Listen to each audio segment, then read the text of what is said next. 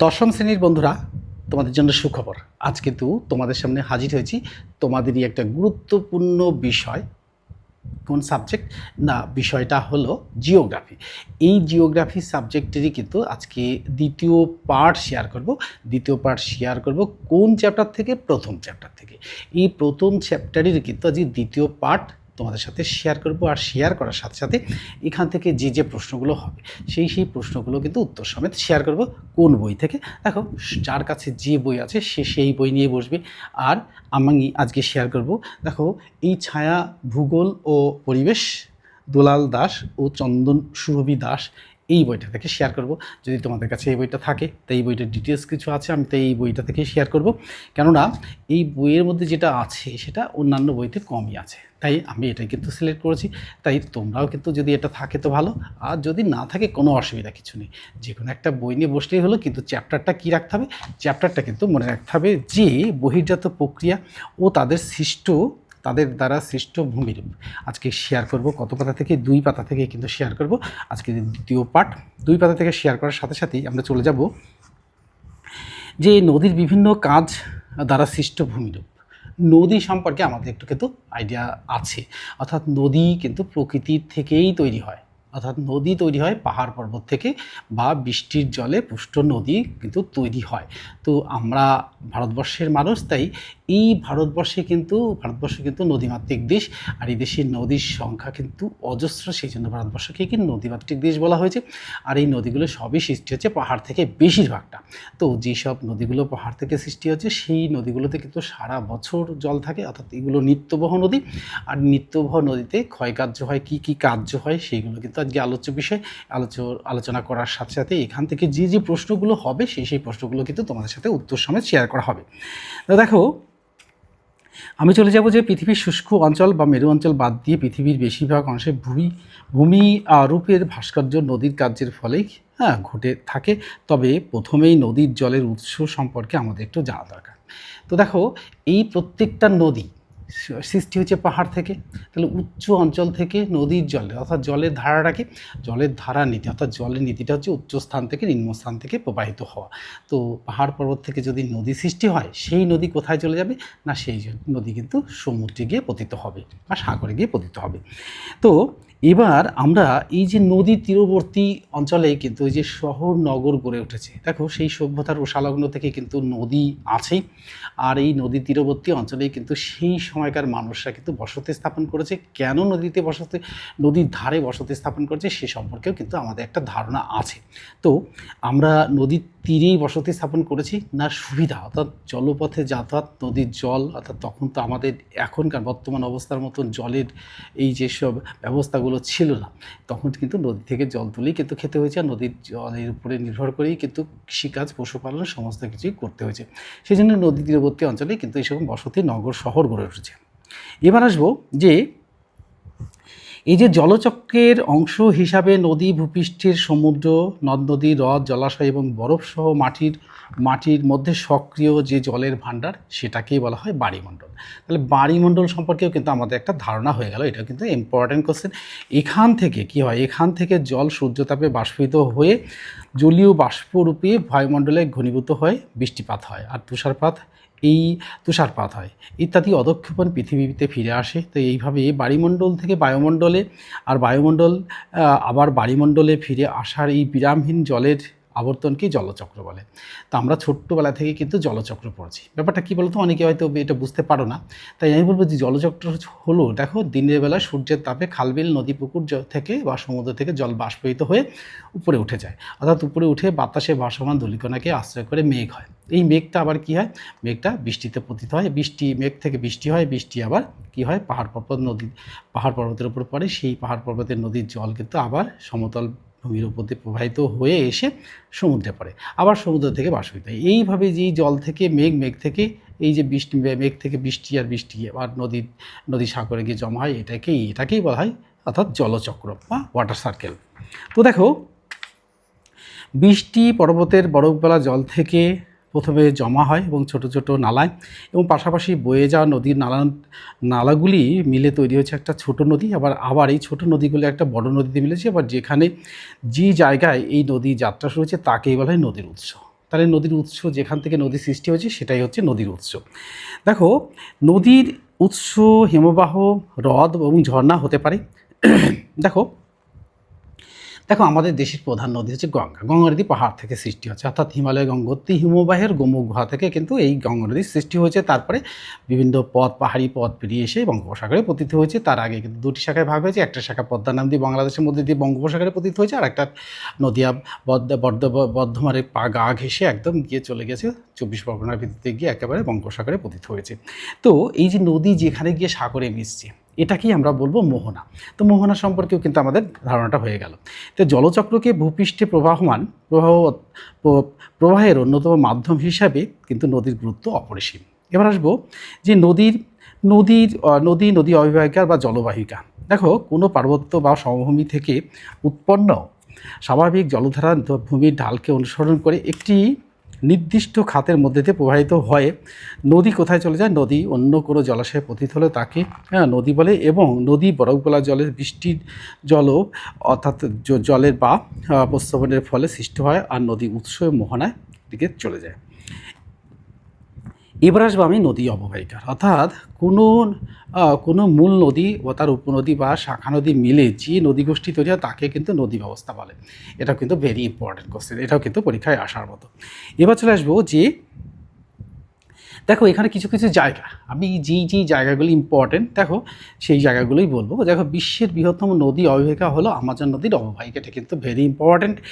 এর বাইরেও যে গঙ্গা নদীর অববাহিকায় হলো ভারতের বৃহত্তম নদী অববাহিকা, অর্থাৎ গঙ্গা নদীকে আমরা চিনি, অর্থাৎ ভারতবর্ষের মানুষ গঙ্গা নদীকে চিনব না এটা হতেই পারে না, গঙ্গা নদীকে আমরা সবাই চিনি। তো এই গঙ্গা নদীর অববাহিকায় ভারতের বৃহত্তম নদী অববাহিকা। নদী উপত্যকায় নির্দিষ্ট যে অংশ দিয়ে জল প্রবাহিত হয় তাকে বলে নদী খাত, অর্থাৎ যেই জায়গা দিয়ে নদী জলটা বয়ে চলে, নদী চলতে চলতে সেই জায়গাটা ক্ষয়প্রাপ্ত হয়। এবং পর্বত মালভূমি যেসব অঞ্চলে নদী খাত বয়, অর্থাৎ নদীর উৎস অঞ্চল ধারণ করে তাকেই ধারণ অববাহিকা বলে। এটাও কিন্তু ইম্পর্টেন্ট কোশ্চেন। এবার জল বিভাজিকা। দেখো, জল বিভাজিকাটাকে একটু ভালো করে শোনো। দেখো, পাশাপাশি অবস্থিত দুটি নদী অববাহিকা পরস্পর থেকে যে উচ্চভূমি দ্বারা পৃথক থাকে তাকেই জল বিভাজিকা বলে। এটাও কিন্তু ইম্পর্টেন্ট কোশ্চেন, এটাও কিন্তু তোমরা দাগিয়ে নাও, আমি কিন্তু এটাও উত্তর সমাজ শেয়ার করব। তাহলে পাহাড় পর্বতগুলি প্রধানত জল বিভাজিকা রূপে অবস্থান করে, যেমন বিন্ধ্য পশ্চিমঘাট পর্বত ভারতের প্রধান জল বিভাজিকা। তো এশিয়ার মধ্যময় উচ্চ পার্বত্য অঞ্চলে পৃথিবীর বৃহত্তম জল বিভাজিকা।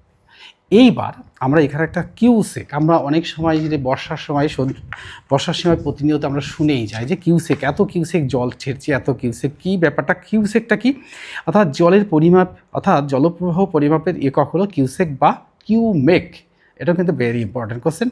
তো এই এক কিউসেক বা এক কিউমেক বলতে কি বোঝো? তাহলে এক কিউমেক বলতে আমরা বুঝবো প্রায় 28.3 লিটার জল। তাহলে ভাবতে পারছো এক কিউসেক জল মানে 28 লিটার 0.3, অর্থাৎ 28.3 লিটার জল, প্রায় 28.5 লিটার জল। তাহলে ভাবতে পারছো যে এক কিউসেক জল তাহলে কয়েক লক্ষ, আমরা শুনি যে এই ব্যারেজ থেকে এত লক্ষ কিউসেক জল ছাড়া হয়েছে। তাহলে বোঝো অতটা পরিমাণ জল ছাড়লে নদীর অবস্থাটা কী হয়। এটা সেই কিউসেক অর্থাৎ জল পরিমাপের এককটা জানলাম, এটাও কিন্তু ভেরি ইম্পর্ট্যান্ট। এবার চলে যাবো আমরা পরের পাতায়। নদীর কাজ। দেখো, নদী তার উৎস মোহনা পর্যন্ত 3টি ধরনের কাজ করে। একটা হচ্ছে দেখো ক্ষয় সাধন, আর দ্বিতীয় নম্বর হচ্ছে পরিবহন, আর তৃতীয় নম্বর হচ্ছে সঞ্চয়। তাহলে নদীর ক্ষয় কার্য কোথায় চলে? অর্থাৎ নদী সৃষ্টি হয় উচ্চ অঞ্চল থেকে, অর্থাৎ হয় পর্বত থেকে, না পাহাড় থেকে, না হলে কোনো উচ্চভূমি অঞ্চল থেকে, যেখানে নাকি বৃষ্টির প্রভাবে কিন্তু নদীর সৃষ্টি হয়। তো এখানে একটা পার্থক্য লক্ষ্য করা যায়, যেমন যে নদীগুলো পাহাড় থেকে সৃষ্ট তাদের কিন্তু একটা নির্দিষ্ট গতি থাকে, এবং গতি কিন্তু কখনো বাড়ে কখনো কমে। কিন্তু দেখো, বর্ষার জলে পুষ্ট নদীগুলোই কিন্তু কী হয়, হঠাৎ করে বাড়ে, হঠাৎ করে কমে যায়। আবার দেখো, শুখা মরশুমে, অর্থাৎ যেই সময়টা বৃষ্টি হয় না সেই সময় নদীতে হেঁটেই পার হওয়া যায়। আবার কিন্তু বর্ষাকালে তার ভয়ঙ্কর রূপ ধারণ করে, যেমন হচ্ছে দামোদর। তো দেখা যায় বা অজয়, এই ধরনের নদীগুলোতে কিন্তু এই বর্ষাকালে কিন্তু ভয়ঙ্কর রূপ ধারণ করে। আর দেখো, গঙ্গা নদী সারা বছরই কিন্তু একই তালে চলে, কিন্তু বর্ষাকালে তার ভয়ঙ্কর রূপ ধারণ করে। তাছাড়াও কিন্তু অন্য সময়ে কিন্তু নদীর কিন্তু একটা স্বাভাবিক ধারা থাকে। তো এই ধারার মধ্যে কিন্তু তার ক্ষয়কার্যটাও করে যায়। তা দেখো, নদী সাধারণত ক্ষয়কার্যের ফলে নিম্নক্ষয় আর পার্শ্বক্ষয়। তো নদী যেখান থেকে সৃষ্টি হচ্ছে সেখানে কি হয়, সেই ক্ষয়প্রাপ্ত পদার্থগুলো কি হয়, এক ঘষতে ঘষতে কী হয়, নদীর তলদেশ ক্ষয় হয় আর পাশের দিকেও ক্ষয় হয়, অর্থাৎ দুটো দিকেই কিন্তু নিম্নক্ষয় এবং পার্শ্বক্ষয় কিন্তু হয়। তাহলে এবার এই যে 1 নম্বরে আসবো যে এই কার্যগুলো কিন্তু 5টি পদ্ধতিতে ধারণত হয়। কী কী? অর্থাৎ জলপ্রবাহ ক্ষয়, অর্থাৎ জলস্রোত যে পরিমাণে আসে সেই বেগ বা প্রবাহকেই কিন্তু প্রবাহের উপর নির্ভর করে কিন্তু ক্ষয়কার্য করে। 2 নম্বর হচ্ছে অবঘর্ষ, অর্থাৎ নদীবাহিত শিলাখণ্ডের সঙ্গে নদী খাত ও নদী পাড়ের ঘর্ষণে নদীর তলদেশ পার্শ্বদেশ ক্রমশ দ্রুত ক্ষয় পায়, একে অবঘর্ষ ক্ষয় বলে। তো এটাও কিন্তু ইম্পর্টেন্ট, এরকম বেছে বেছে দিতে পারে। এবার হচ্ছে যে ঘর্ষণ ক্ষয়, অর্থাৎ নদীবাহিত শিলাখণ্ডগুলি কিন্তু একে অপরের সঙ্গে ঘষতে ঘষতে ওইরকম আকৃতির হয়ে যায়। তাহলে আজকে যেখানে একটা ছোট্ট পাথর দেখছো, বা আমরা পাহাড়ি অঞ্চলে বেড়াতে গেলে বা নদী তীরবর্তী অঞ্চলে গেলে বা বালি নিয়ে এসে বাড়ি করার জন্য তৈরি করার সময় দেখা যায় গোল গোল পাথর দেখতে পাই। তাহলে ওই পাথরগুলো কিন্তু একসময় অনেক বৃহৎ আকৃতির পাথর ছিল, তারা ঘষতে ঘষতে ওই একটা সাধারণ নুড়িতে এসে পরিণত হয়েছে, এটা কিন্তু আমরা জানি। এবার হচ্ছে দ্রবণ ক্ষয়, নদী অববাহিকার অঞ্চলে যে এমনকি শিলা ও খনিজ থেকে যেগুলি সহজে জলে দ্রবীভূত হয়ে যায় একে বলা হয় দ্রবণ ক্ষয়। আর এই লবণযুক্ত শিলাস্তর কিংবা চুনা পাথর ও ডোলোমাইট যুক্ত অঞ্চল এইরূপ অধিক ক্ষয় দেখা যায়। এবার হচ্ছে বুদবুদ ক্ষয়, লাস্ট ওয়ান। নদী জলস্রোতের সঙ্গে বুদবুদ থাকে, আর নদী যখন ঢাল বরাবর উপর থেকে নিচের দিকে পড়ে তখন বুদবুদ তৈরি হয়, আর এই বুদবুদের মধ্যে বাতাস থাকে যার চাপ যথেষ্ট বেশি হয়। এই শক্তি নদী খাতের শিলাখণ্ডকে ক্ষয় করতে থাকে এবং একে বুদবুদ ক্ষয় বলে। তা দেখো, এবার ক্ষয় তো করলো, এটাকে বয়ে নিয়ে আসতে হবে, অর্থাৎ এই ক্ষয়প্রাপ্ত জিনিসটাকে বয়ে নিয়ে যেয়ে বলা হয় পরিবহন। আর এই পরিবহন প্রক্রিয়াটা চলে অবঘর্ষ প্রক্রিয়া, আর লম্ফদান প্রক্রিয়া, আর কি ভাসমান প্রক্রিয়া। কিছু ভেসে চলে, কিছু ক্ষয়কার্য করতে করতে চলে, আর কিছু একটা জায়গা থেকে পুরো অন্য জায়গায়, অর্থাৎ লাফিয়ে লাফিয়ে চলার মতন কিন্তু ক্ষয়কার্য করতে করতে চলে। আর শেষে হচ্ছে দ্রবণ, অর্থাৎ গলিত পদার্থ, অর্থাৎ শিলার মধ্যে লবণ জিপসাম জাতীয় পদার্থ থাকলে জল দ্রবীভূত হয়ে পরিবাহিত হয়, একেই দ্রবণ ক্ষয় বলা হয়। তাহলে আমরা এই যে নদীর, এখানে দুটো বড় প্রশ্নও কিন্তু আসতে পারে, নদীর ক্ষয়কার্য বর্ণনা করো, অর্থাৎ নদীর পরিবহন পদ্ধতি কি তা আলোচনা করো। তাহলে আমাদের পরিবহন পদ্ধতি বললে আমরা 3-4টে পার্টে দেখাতে হবে, এবং পরিবহন পদ্ধতিটা কাকে বলে সেটাও জানতে হবে। তো পরিবহন পদ্ধতিটা কি? দেখো, নদী জলস্রোতের সাহায্যে ক্ষয়প্রাপ্ত দ্রব্যসমূহকে মোহনার দিকে বয়ে নিয়ে যায়, এই প্রক্রিয়াকে বলে পরিবহন ক্ষয়। অর্থাৎ যেটা ক্ষয় কার্য হলো সেটা মোহনাতে নিয়ে গিয়ে ফেলা, এটা হচ্ছে পরিবহন। আর এই সর্বশেষে আসবো আমরা কি না, অবক্ষেপণ বা সঞ্চয়। তো এই নদীর গতিপথ বা জলের পরিমাণ কমে গেলে বহন ক্ষমতার তুলনায় বোঝার পরিমাণ বেড়ে গেলে নদী অবক্ষয় কার্যের দ্বারা বোঝা কমিয়ে ফেলে এবং সঞ্চয় করে। তো নদীতে জলের পরিমাণ নানা কারণে কমে যায়, শুষ্ক ঋতুতে জল কমে যায়। আবার কী হয়, নদী উষ্ণ মরু জলবায়ু প্রবেশ করলে তা নদীর গতিপথে চুনাপাথর ডোলোমাইট অঞ্চল থাকলে, এছাড়াও কিন্তু নদী ঢাল বা নদীতে কি হয়। এবার একটু পরের পাতাতে চলে যাব, যে জলের পরিমাণ, অর্থাৎ আমরা 4 পাতার উপর পর্যন্ত জলের পরিমাণ হ্রাস পেলে নদীর গতি কমে যায়। এই অবস্থায় যে নদী ক্ষয় বা সঞ্চয় না করে ফেলে বা না করে কেবল বোঝাই বইতে সক্ষম হয়, এই সময় নদীকে পর্যায়িত নদী বলা হয়। তো নদীর ক্ষয়ের ঢাল মস্তক অংশে খাড়া এবং মোহনার দিকে কিছুটা মৃদু হয়, অর্থাৎ যেখানে নদী সৃষ্টি হয়েছে সেখানে ক্ষয়কার্য বেশি, আর যেখানে এসে বহন করে নিয়ে এসে এক জায়গায় জমা করলো সেই জায়গাটাই হচ্ছে অবক্ষয় বা সঞ্চয়।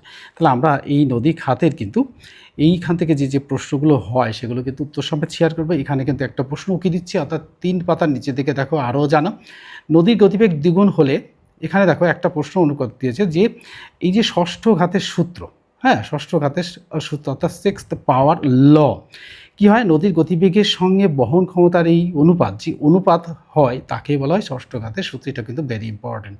আজকে কিন্তু এইটুকুই আলোচনা করবো। এখান থেকে যে প্রশ্নগুলো আমি শেয়ার করবো সেগুলো কিন্তু উত্তর সমেত বোর্ডে শেয়ার করবো, আর বোর্ডে শেয়ার করার সাথে সাথে কিন্তু তোমরা বোর্ড থেকে একটা স্ক্রিনশট তুলে নেবে, তাহলে কিন্তু তোমাদের পড়তে সুবিধা হবে। আর তোমরা কিন্তু এখান থেকে যে প্রশ্নগুলো শেয়ার করবে সেগুলো কিন্তু তোমাদের কিন্তু পরীক্ষায় আসবে, অর্থাৎ তোমাদের টেস্ট এক্সাম থেকে একদম মাধ্যমিক 27 পর্যন্ত কিন্তু এই প্রশ্নগুলোই আসবে। দেখো, বাড়িমণ্ডল কাকে বলে? 1 নম্বর, বাড়িমণ্ডল কাকে বলে? দেখো, ভূপৃষ্ঠে উত্তর হবে পৃষ্ঠে সমুদ্রে সমুদ্রে নদ নদী নদী হ্রদ জলাশয় জলাশয় ও বরফসহ ও বরফসহ বরফসহ বরফসহ মাটির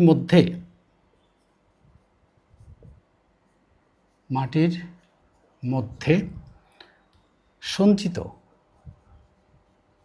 সঞ্চিত জলের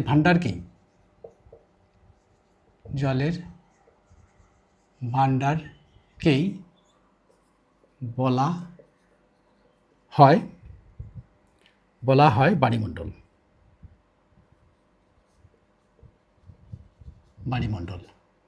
দেখো 2 নম্বর কোশ্চেন শেয়ার করব। জলচক্র কাকে বলে? দেখো জল কাকে বলে, উত্তরটা দেখো যে বায়ুমণ্ডল থেকে বায়ুমণ্ডল হয়ে বায়ুমণ্ডল থেকে বায়ুমণ্ডল থেকে বায়ু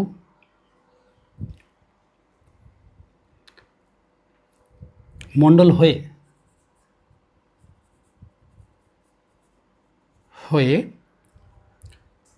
পুনরায় বায়ুমণ্ডলে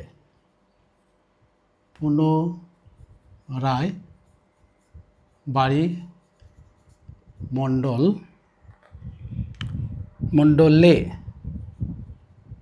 ফিরে আসার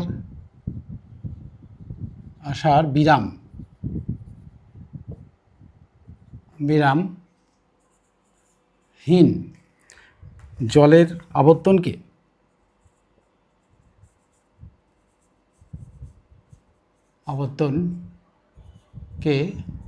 বলা হয় জলচক্র।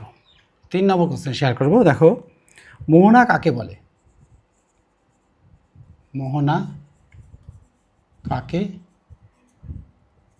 দেখো নদী যেখানে সমুদ্র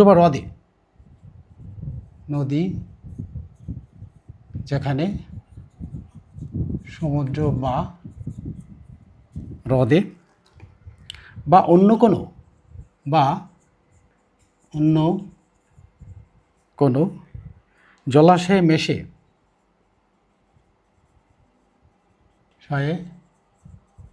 মেশে তখন তাকে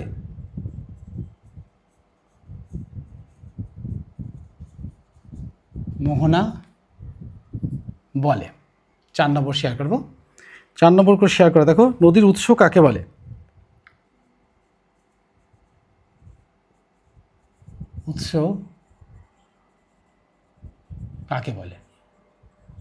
নদী যে স্থান থেকে সৃষ্টি বা যাত্রা শুরু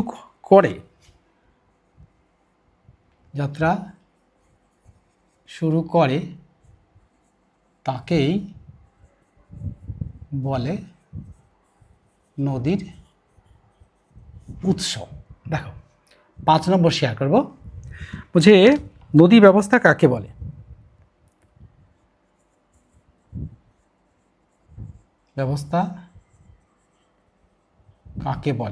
দেখো উত্তরটা হবে নদী ব্যবস্থা কাকে বলে? কোনো মূল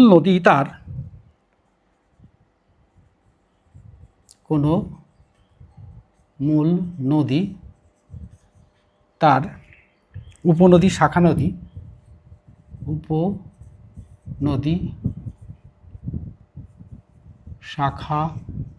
নদী নিয়ে যে নদীগোষ্ঠী গড়ে ওঠে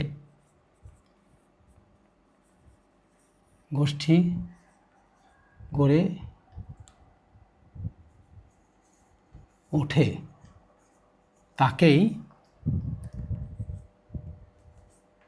বলা হয় নদী ব্যবস্থা।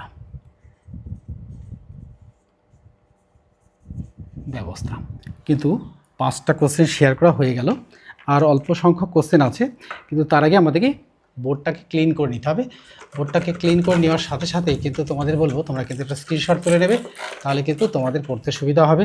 আর আমার যারা সাবস্ক্রাইবার আছে তারা কিন্তু বন্ধুদের মধ্যে শেয়ার করে দেবে, আর নতুন যারা ভিডিওটি দেখছো তারা কিন্তু চ্যানেলটিকে সাবস্ক্রাইব করে রাখবে আর বন্ধুদের মধ্যে শেয়ার করে দেবে, আর পাশে থাকা বেল আইকন বাটনটি অন করে দেবে যাতে তোমাদের কাছে সবার আগে ভিডিওটি পৌঁছে যায়।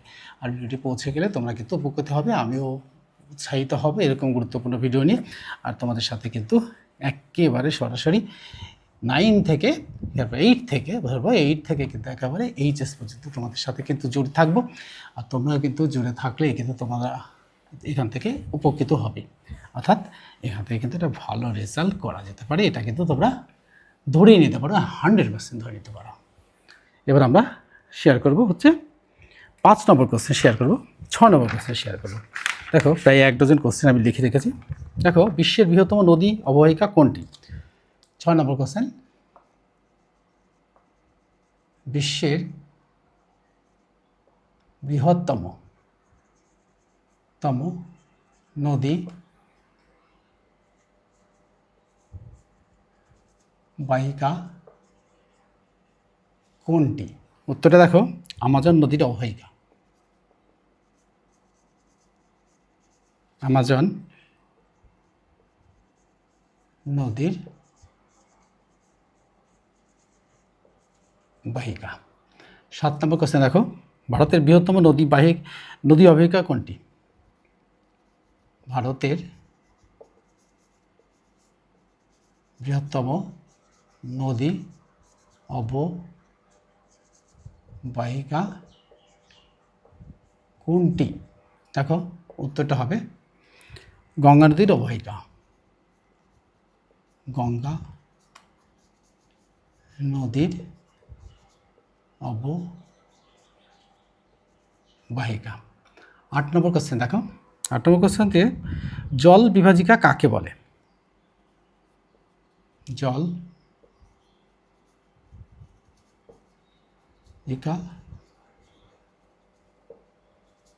বিভাজিকা কাকে বলে? উত্তরটা দেখো পাশাপাশি বাহিত দুটি নদী,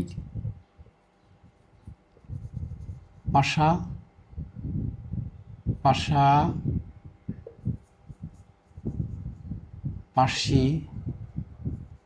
বাহিত দুটি নদী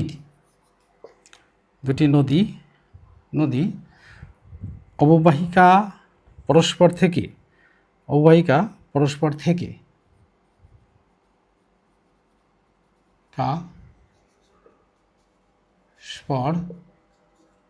থেকে যে উচ্চভূমি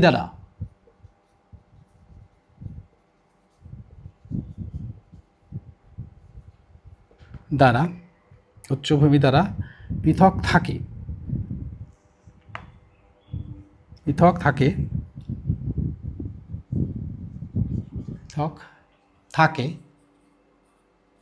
তাকেই বলা হয়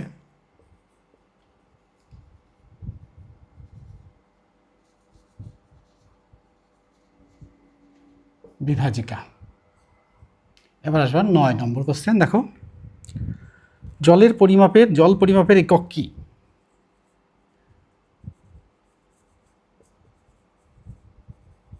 মাপের একক কি? দেখো কিউসেক বা কিউমেক।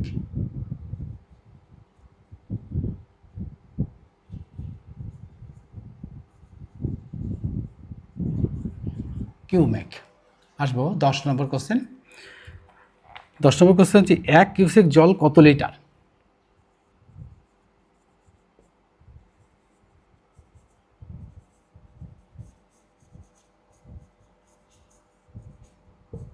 লিটার। উত্তরটা হচ্ছে 28.3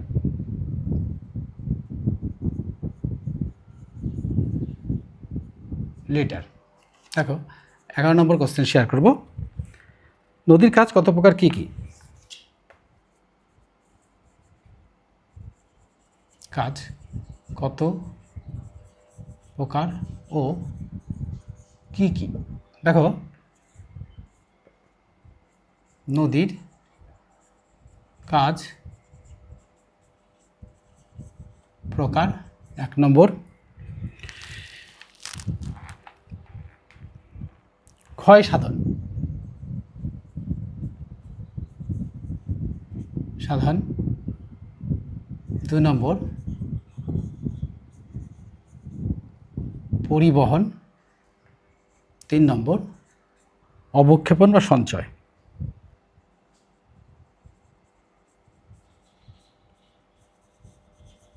সঞ্চয় লাস্ট ওয়ান, 12 নম্বর কোশ্চেন শেয়ার করব যে ষষ্ঠ ঘাতের সূত্র কোনটি? ষষ্ঠ ঘাতের সূত্র কোনটি? দেখো,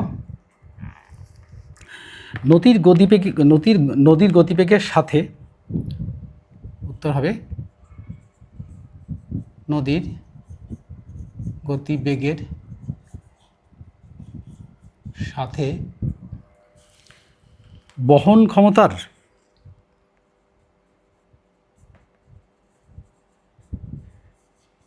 ক্ষমতার অনুপাত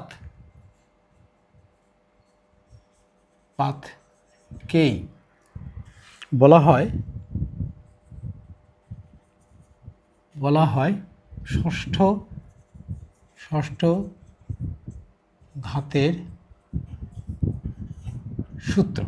তাহলে কিন্তু আজকে এই যে 12টা কোশ্চেন শেয়ার করলাম, এই 12টা কোশ্চেনের মধ্যে থেকে কিন্তু তোমাদের প্রথম পরীক্ষায় এবং টেস্ট এক্সাম এবং 2027 সালে মাধ্যমিক পরীক্ষায় কিন্তু এই প্রশ্নের মধ্যে থেকেই আসবে, এটা কিন্তু 100% শিওর। তাই আমি বলবো যে এই প্রশ্নগুলো কিন্তু তোমরা ভালো করে পড়বে, বোর্ডে লেখা কোশ্চেন ভেবে কিন্তু অবহেলা করো না, কারণ এইখান থেকে যে প্রশ্ন শেয়ার করা হবে তার বাইরে কোনো কোশ্চেন আসবে না, এটা কিন্তু 100% তোমরা ধরে নিতে পারো। তাহলে আজকে এইটুকু শেয়ার করলাম, পরে কিন্তু গুরুত্বপূর্ণ ভিডিও নিয়ে হাজির হচ্ছি। Good bye friends.